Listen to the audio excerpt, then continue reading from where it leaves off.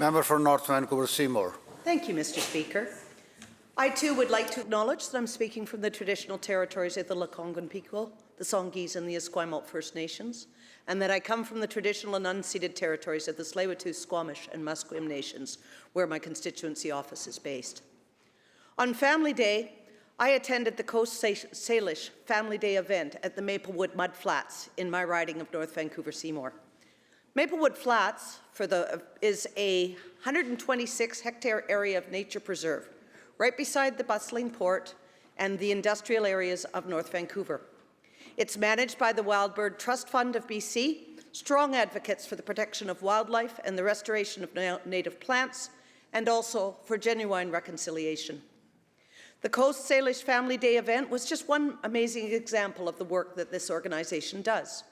The day started with an introduction and acknowledgement by Irwin, the president of the organization, and then Nick George gave us a welcome song and greetings from the Tsleil-Waututh Nation to open the proceedings in a good way. I was able to speak briefly to acknowledge the important work that the Trust continues to do and outline some of the grants that our government has given the Trust, including a recent $200,000 gaming grant, which will go a long way in ensuring its continued operation.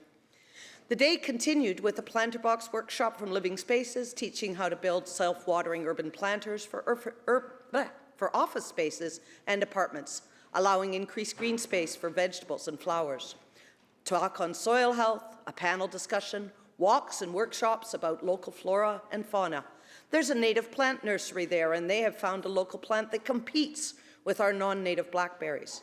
I had an amazing time at the event, as did the other families I spoke to.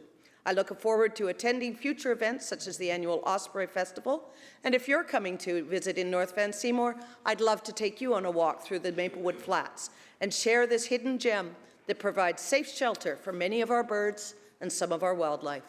Thank you, Mr. Speaker.